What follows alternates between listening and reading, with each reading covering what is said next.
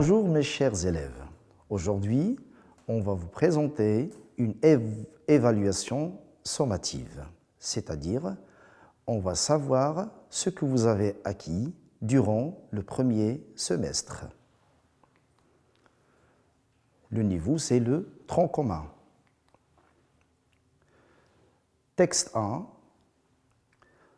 Retenez-vous de rire dans le petit matin. N'écoutez pas les arbres qui gardent les chemins. Ne dites votre nom à la terre endormie qu'après minuit sonnait. À la neige, à la pluie, ne tendez pas la main. N'ouvrez votre fenêtre que petite planète que vous connaissez bien. Confidence pour confidence. Vous qui venez me consulter, méfiance, méfiance, on ne sait pas ce qui peut arriver.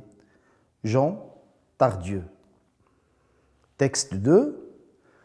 Nous ne saurions trop recommander aux adolescents la pratique du sport, car elle développe de grandes vertus morales et sociales. D'abord, le sport habitue à l'effort, il requiert presque inévitablement un dépassement de soi.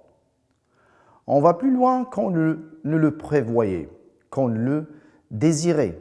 On apprend à se dépasser.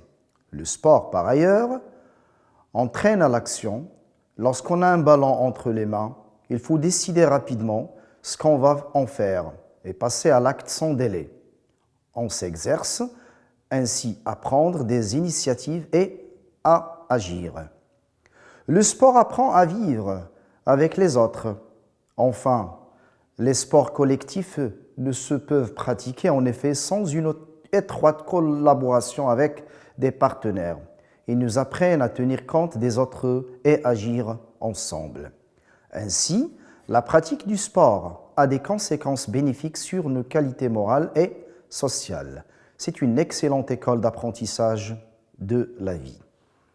Passons maintenant au texte 3.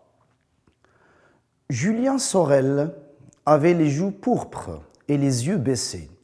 C'était un petit homme de 18 ans à 19 ans, faible en apparence, avec des traits irréguliers mais délicats et un nez aquilin. De grands yeux noirs qui, dans les moments tranquilles, annonçaient de la réflexion et du feu, étaient animés en cet instant de l'expression de la haine la plus féroce. Des cheveux châtains foncés, plantés fort bas, lui donnaient un petit front. Et, dans les moments de colère, un air méchant. Texte extrait du roman Le jour et le noir de Stendhal. Passons maintenant au texte 4. Il s'agit ici d'un extrait de L'Enfant noir de son écrivain Camara Laye. J'étais enfant et je jouais près de la case de mon père. Je devais être très jeune encore, 5 ans, 6 ans peut-être. Ma mère était dans l'atelier près de mon père et leur voix me parvenait rassurante, tranquille, mêlée à celle des clients de la forge et au bruit de l'enclume. Brusquement, j'interrompis de jouer. Toute mon attention fut captée par un serpent qui rampait autour de la case. Je m'approchai bientôt. Je ramassai un roseau qui traînait dans la cour et, à présent, j'enfonçai ce roseau dans la gueule de la bête. Le serpent ne se dérobait pas. Il prenait goût à jeu. Il avala le roseau. Il l'avala comme une proie.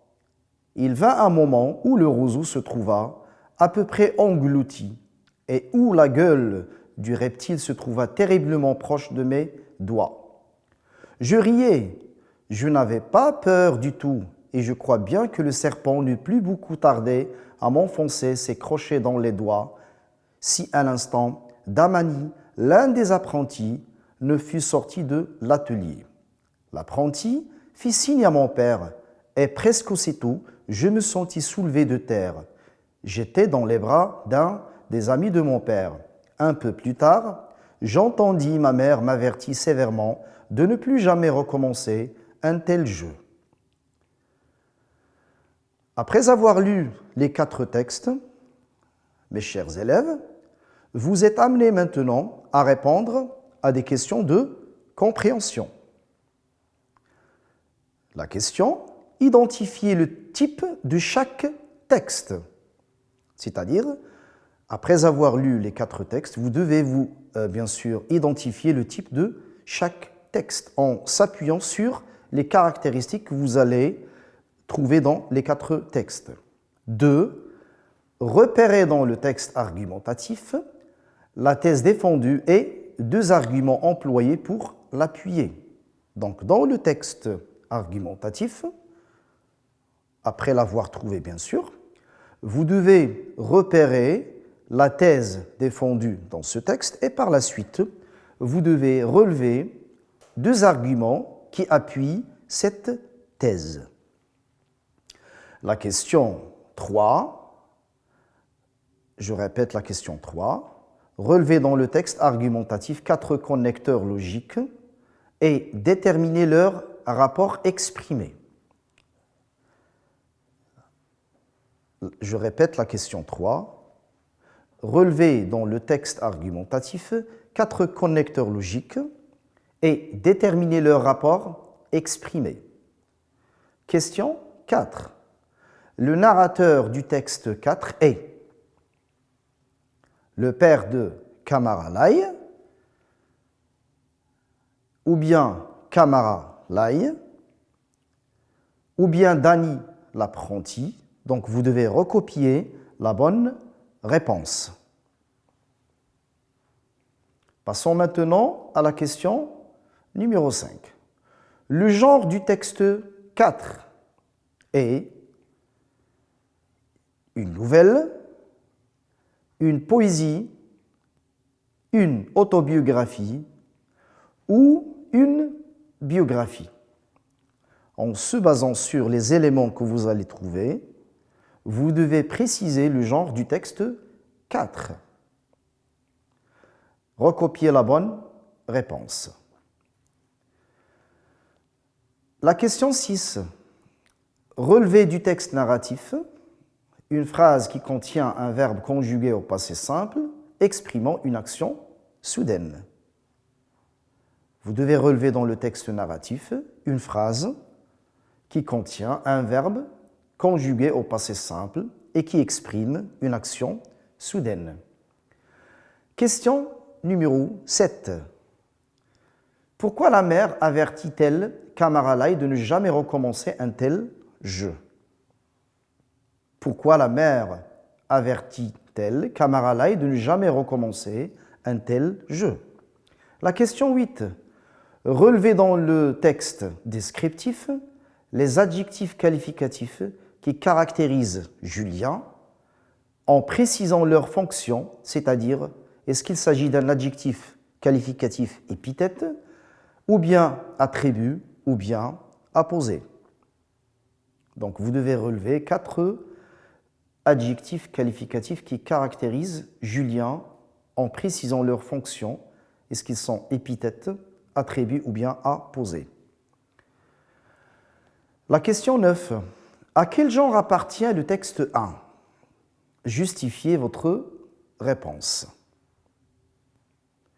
Question 10. Relevez du texte injonctif l'interdiction. A. L'interdiction. B.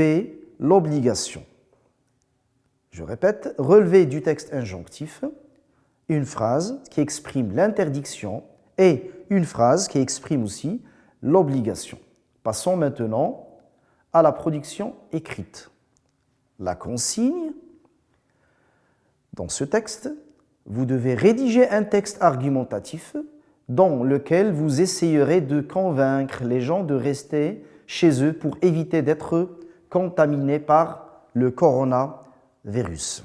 Alors il s'agit bien sûr de produire un texte dans lequel vous essayerez de convaincre les gens de rester chez eux pour ne pas être contaminés par le coronavirus. Et merci pour votre Attention.